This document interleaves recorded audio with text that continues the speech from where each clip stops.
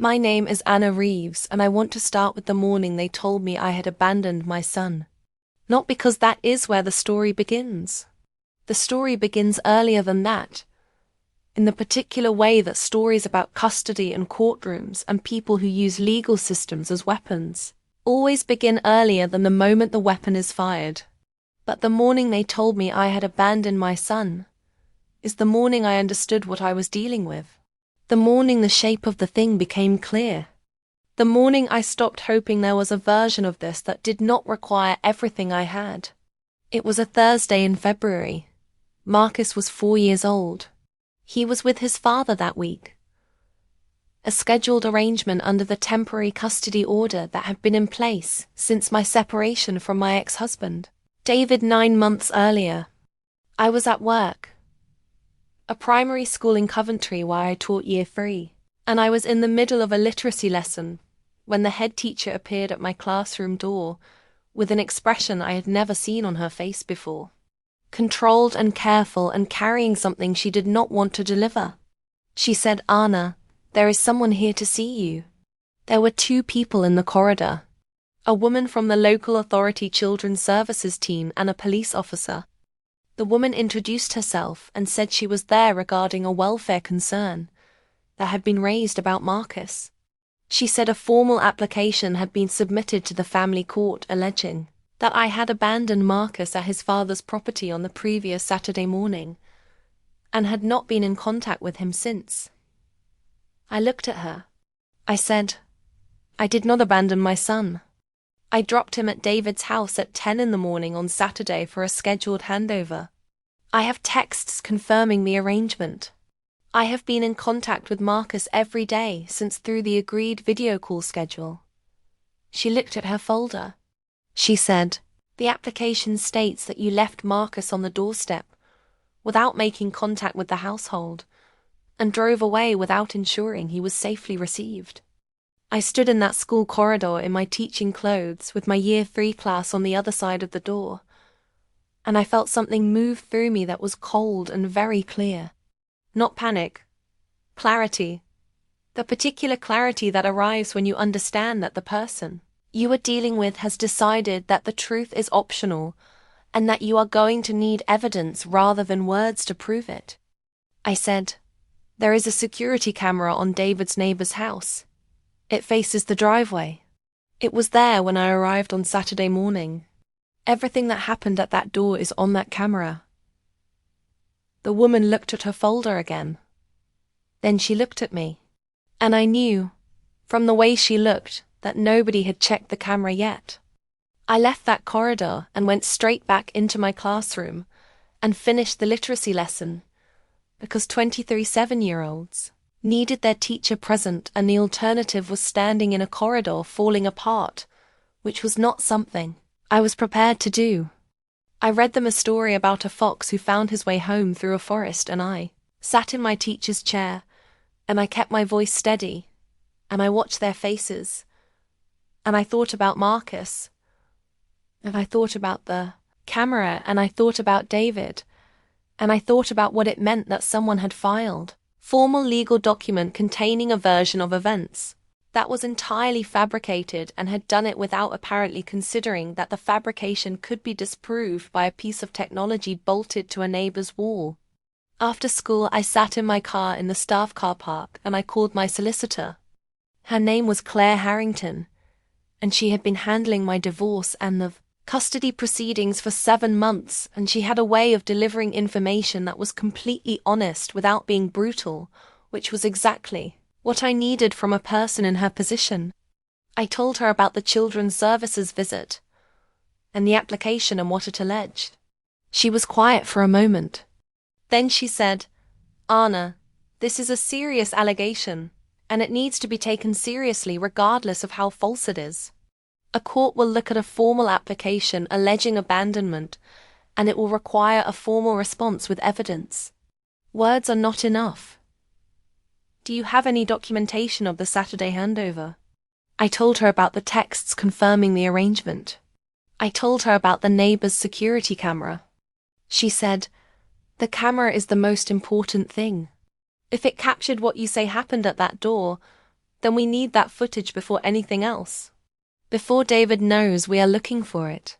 Before anyone has the opportunity to claim it does not exist, or has been deleted, or was not functioning that day. I asked her how we got it. She said, "I am going to write to the neighbour today. Not tomorrow. Today. A formal request for preservation of the footage. If they delete it after receiving a preservation request, that deletion becomes evidence of obstruction. We move fast and we move before David's solicitors have the chance to think about what that camera captured. I drove home and I made dinner, and I called Marcus on the video call schedule, and he told me about a program he had watched about dinosaurs and showed me a drawing he had done of a pterodactyl, and I watched his face on the screen, and I smiled and I said it was the best pterodactyl I had ever seen, and I meant it. And after the call ended, I sat at my kitchen table and I thought about David filing papers that said I had left our son on a doorstep and driven away, and I felt the anger arrive properly for the first time. Clean and cold and entirely useful. The neighbour's name was Gerald Okafor, and he was 63 years old, and he had lived next door to David's house for 11 years, and he received Claire's preservation letter on a Friday morning and called her back within 2 hours, which was either good fortune or the response of a man who had been watching what was happening next door for 9 months and had formed his own views about it. Claire called me Friday afternoon. It shows a woman getting out of the car with a child. It shows the woman walking the child to the front door. It shows the door opening and a man receiving the child. It shows the woman and the man having a conversation on the doorstep that lasts approximately 4 minutes. It shows the woman returning to her car and driving away at 10:12. 8 minutes, I said. 8 minutes, Claire confirmed. From arrival to departure. With the door opening clearly captured. With David clearly visible receiving Marcus. With a 4-minute conversation on the doorstep that disproves every element of the abandonment allegation simultaneously. I looked at the kitchen wall in front of me. David had filed papers alleging I had left Marcus on a doorstep without making contact with the household, and driven away without ensuring he was safely received. He had filed those papers knowing that a camera existed 40 feet from his front door. He had filed them either believing the camera had not captured what happened, or believing that no one would think to check it, or believing that by the time anyone did check it, the damage to my custody position would already be done. He had miscalculated on all 3 counts. I asked Claire what happened now. She said, "Monday I received the USB. Tuesday I submit it to the court with a formal response to the abandonment application. I will also be making a separate application regarding the submission of false information in family court proceedings, which is a matter the court takes extremely seriously, and which has consequences that go considerably beyond the original application being dismissed." "Consequences," I said. She said, "Filing false allegations in family proceedings is not a civil irregularity, Anna. It is contempt of court at minimum. Depending on the specifics, it can constitute perjury. A judge who sees footage that directly and completely contradicts a sworn statement is going to want to know how that sworn statement came to be filed. And David is going to need a very good answer to that question." I thought about David in a courtroom being asked that question. I thought about Gerald Okafor and his camera, and his 2-hour callback and the USB drive he was copying this weekend on his kitchen table. 11 years of neighbourly observation finally finding somewhere useful to go. I thanked Claire. I ended the call. I sat at my kitchen table, and for the first time in 9 months of separation, and temporary orders and legal correspondence, and the particular exhaustion of fighting someone who has decided that winning matters more than truth, I felt something that was not anger, and was not fear, and was not the cold, useful clarity I had been running on since the Thursday corridor at school. I felt certain. Monday came the way Mondays come when you have been waiting for them since Friday afternoon. Slowly, and then all at once. I was at school by 7:45, and I taught. my Year 3 class, and I read them another story, and I helped them with their writing. And I answered their questions about why elephants have trunks and whether dinosaurs could swim, and I was present for all of it because they deserved a present teacher and because being present for them was the thing that kept me functioning on the days when functioning required effort. At 12:30, Claire called. She said, "I have the USB. I have watched the footage. It is exactly what Gerald described and considerably more useful than I anticipated." I asked her what she meant by considerably more useful. She said, "The footage captures the full 8 minutes clearly. Your arrival, Marcus walking beside you holding your hand, the door opening, David receiving him, the conversation on the doorstep. But there is something else. During the 4-minute conversation on the doorstep, David is visible throughout. His body language is clear. At one point he looks directly at Gerald's camera. Not accidentally. Deliberately. He turns his head and he looks at the camera for approximately 3 seconds. And then he looks away and continues the conversation. I sat with that. He knew the camera was there, I said. He has lived next door to Gerald for 11 years, Claire said. He knew exactly where that camera was and what it captured. And he filed those papers anyway, which tells us one of two things. Either he believed Gerald would not provide the footage voluntarily, and that obtaining it would take long enough for the damage to be done, or he did not think we would think to look for it. Neither of those things reflects well on him, I said. No, Claire said, they do not. And a judge is going to see a man who looked directly at a camera that disproved his sworn statement and filed that statement anyway. That is not a man who made an error. That is a man who made a calculation. And the calculation failed. She submitted the footage to the court on Tuesday morning, along with the formal response to the abandonment application and the separate application regarding the false filing. She also submitted the text messages confirming the Saturday arrangement, my video call logs showing daily contact with Marcus since the handover, and a statement from Gerald Okarfer confirming the camera's location and the voluntary provision of the footage. David's solicitors requested additional time to respond. The judge denied the request. The hearing was scheduled for Thursday. I drove to the court on Thursday morning in the same car I had driven to David's house on that Saturday morning 8 minutes of footage ago, and I sat in the car park for a moment before going in, and I thought about Marcus showing me his pterodactyl drawing on the video call, and I thought about Year 3 and the story about the fox who found his way home through the forest, and I thought about Gerald Okafor copying a USB drive on his kitchen table on a Saturday evening, because a woman he had never met needed what his camera had seen. Then I went inside. The courtroom was smaller than I had expected. Not the grand formal space I had constructed in my imagination during the 4 days between Claire's Monday call and Thursday morning. A functional room with a judge's bench and 2 tables and chairs and the particular atmosphere of a place where difficult things were resolved through the application of evidence and procedure rather than the louder currencies of anger and accusation. I sat beside Claire at our table.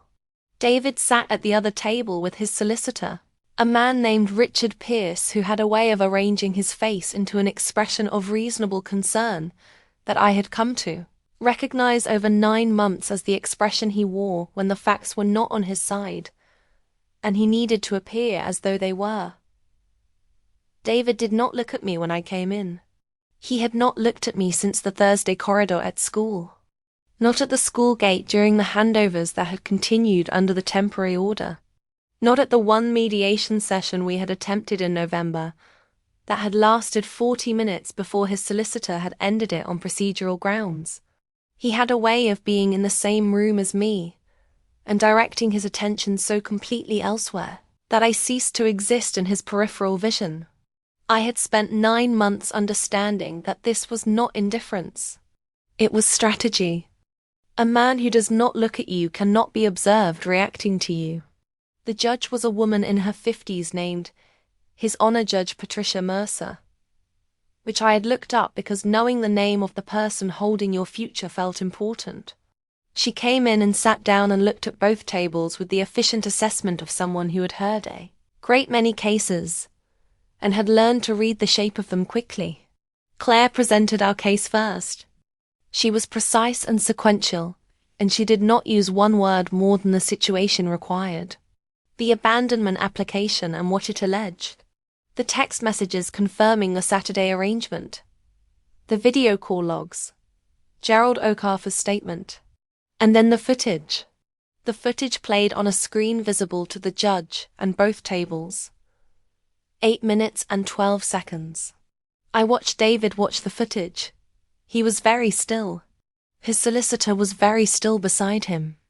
The judge watched the screen with the focused attention of someone cataloguing what they were seeing against what they had been told and finding the distance between those two things significant.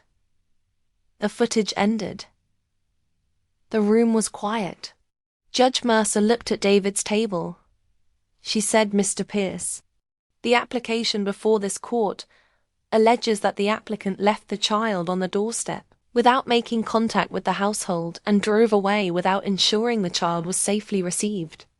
I have just watched 8 minutes and 12 seconds of footage that shows the applicant walking the child to the door opening, the respondent receiving the child, and a 4-minute conversation between the applicant and the respondent on the doorstep. I would like an explanation of how those two accounts can both be true." Richard Pierce looked at his notes.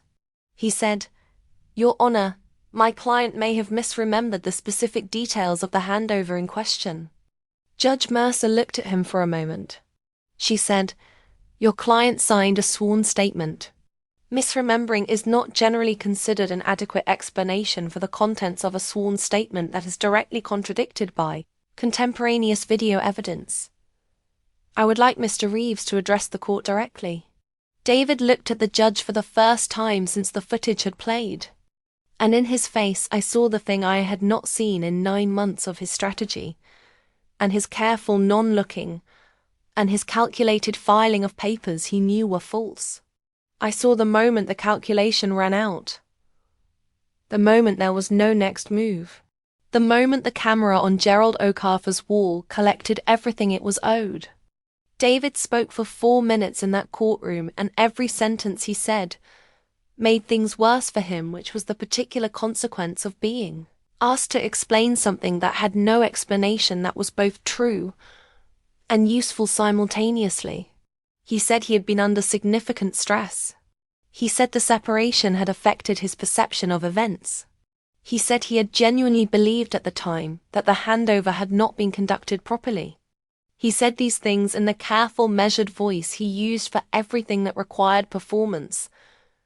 And Judge Mercer listened to all of it with the expression of a woman who had been on the bench long enough to know the difference between genuine remorse and the performance of it, and was not confused about which she was watching. When he finished, she looked at her notes for a moment. Then she looked at both tables and she said what she had to say in the direct, unambiguous language of a judge who has reviewed the evidence and arrived at a conclusion that does not require softening. The abandonment application was dismissed entirely. The sworn statement was referred to the court's own process for review of false filings with a formal notation that the statement had been directly and completely contradicted by contemporaneous video evidence and that the respondent's explanation for that contradiction was inadequate. The temporary custody arrangement was suspended pending a full welfare review, and David was ordered to pay the full costs of the proceedings. Claire touched my arm when the judge finished speaking. I sat very still for a moment and I let it be real. Not triumphant. Real. The difference between winning and having the truth. Acknowledged as something I had thought about a great deal in the 4 days between Monday and Thursday. And I understood now that what I felt was the second thing, not the first. The truth had been acknowledged by a judge in a small courtroom in Coventry on a Thursday morning in February, with 8 minutes and 12 seconds of footage, and a 63-year-old, neighbour's voluntary cooperation, and a solicitor who had written a preservation letter on a Friday afternoon, instead of waiting until Monday.